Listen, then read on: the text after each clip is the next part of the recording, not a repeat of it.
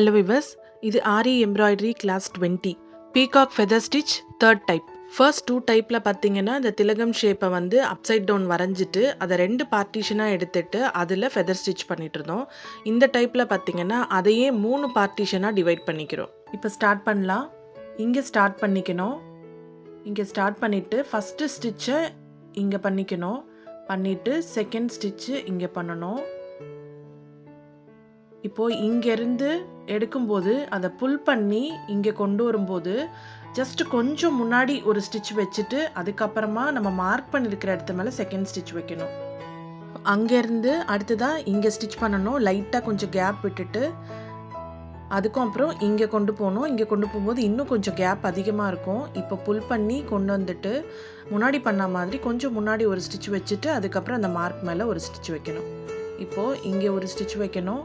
அதுக்கப்புறம் இங்கே ஒரு ஸ்டிச்சு அங்கேருந்து புல் பண்ணி கொண்டு வந்து இப்போது இங்கே கொஞ்சம் முன்னாடி ஒரு ஸ்டிச் வச்சுட்டு அதுக்கப்புறமா அந்த மார்க் மேலே இன்னொரு ஸ்டிச் வைக்கணும். ஸோ இதே மாதிரி கண்டினியூ பண்ண போகிறதில்ல, ஏன்னா இப்போது மேலே 2 லேயர்லேயும் ஒரே மாதிரி தான் பண்ண போகிறோம். பட் கீழே வரும்போது பார்த்திங்கன்னா உங்களுக்கு அந்த ஷேப் மாற மாற இப்போ அந்த மார்க் மேலே நம்ம ஸ்டிச் பண்ண போகிறோம். இப்போ பார்த்தீங்கன்னா இங்கேருந்து புல் பண்ணி கொண்டு வரும்போது அந்த மார்க் மேலேயே ஒரு ஸ்டிச் வச்சுட்டு அதுக்கு கீழே பண்ணுற ஸ்டிச்சும் மார்க் மேலேயே இருக்கணும். இப்போ இந்த இடமும் பாருங்கள், நம்ம வரைஞ்சிருக்கிறதுக்கு ஏற்ற மாதிரி கொஞ்சம் இறங்கிட்டே வரும் பாருங்கள். இப்போ இங்கே கீழே இறக்கிக்கணும். ஸோ முதல்ல ஸ்டார்ட் பண்ணும்போது ஒரு 2-3 ஸ்டிச் வந்து மார்க்குக்கு முன்னாடி ஒரு ஸ்டிச் வச்சுட்டு அதுக்கப்புறம் மார்க் மேலேயும் ஒரு ஸ்டிச் வைக்கணும். அப்படியே அந்த டிசைன் கொஞ்சம் இறங்க இறங்க ஷேப் மாறும்போது என்ன ஆகுதுன்னா 2 ஸ்டிச்சையுமே நம்ம மார்க் மேலேயே வைக்கணும்.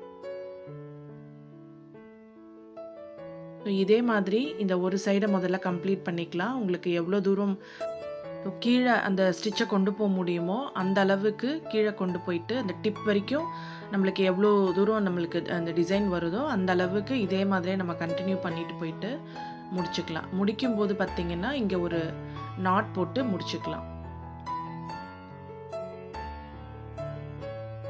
ஸோ இப்போ இதே மாதிரி இந்த சைட் ஸ்டார்ட் பண்ணணும். இப்போ ஸ்டார்ட் பண்ணும்போது நம்ம முதல்ல எப்படி பண்ணமோ அதே மாதிரி முன்னாடி ஒரு ஸ்டிச்சும் கீழே ஒரு ஸ்டிச்சும் வச்சுக்கணும்.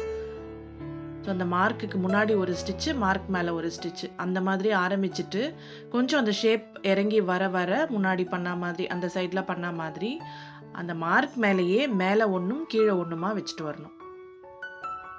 ஸோ இந்த டைப் பார்த்திங்கன்னா நம்ம வந்து த்ரெட் ஒர்க்லேயே ஃபுல்லாக பண்ண போகிறோம். ஃபஸ்ட்டு ஒரு குட்டி ஷேப் இருக்கு இல்லையா, அந்த இடத்துல ஒரு பீடோ ஸ்டோனோ ஏதாவது ஸ்டிச் பண்ணிட்டும் பண்ணலாம். அது அடுத்து வர வீடியோஸில் நான் பண்ணி காமிக்கிறேன். இப்போ வந்து நம்ம த்ரெட் ஒர்க்லேயே நம்ம அந்த சென்டர் பார்ட்டும் நம்ம கம்ப்ளீட் பண்ண போகிறோம். இப்போ இந்த சைடும் முடிச்சு நாட் போட்டாச்சு. இப்போ அந்த சென்டர் பார்ட் பார்த்திங்கன்னா நான் வேறு கலரில் எடுத்திருக்கேன், க்ரீன் கலர் த்ரெட் எடுத்திருக்கேன். இப்போ அதில் வந்து நம்ம அந்த ஃபுல் ஃபில்லிங் பண்ணியிருப்போம் செயின் ஸ்டிச்சில். அந்த மாதிரி இதை வந்து வெறும் த்ரெட்டில் செயின் ஸ்டிச் வச்சு ஃபுல்லாக ஃபில் பண்ண போகிறோம். இது சில இடத்துல வந்து இந்த செயின் ஸ்டிச் ஃபில் பண்ணும்போது கொஞ்சம் கஷ்டமாக இருக்கும். ஏன்னா ஸ்டிச் மேலேயே ஸ்டிச் போடும்போது கொஞ்சம் அழுத்தமாக இருக்கிற மாதிரி இருக்கும். ஸோ பொறுமையாக அந்த இடத்துல ஸ்டிச் பண்ணி கரெக்டாக அந்த ஷேப்புக்கு நம்ம அதை ஃபில் பண்ணிட்டோன்னா பார்க்குறதுக்கு அழகாக இருக்கும்.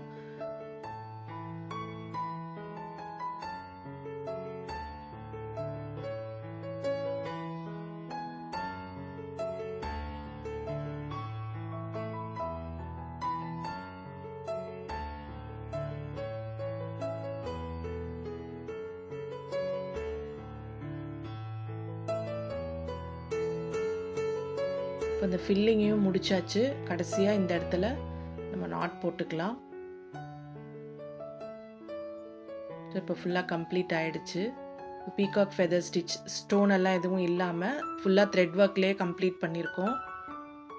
மற்ற 2 டைப் ஃபெதர் ஸ்டிச் கூட இந்த டைப்பையும் நல்லா ப்ராக்டிஸ் பண்ணிக்கோங்க. தேங்க்ஸ் ஃபார் வாட்சிங்.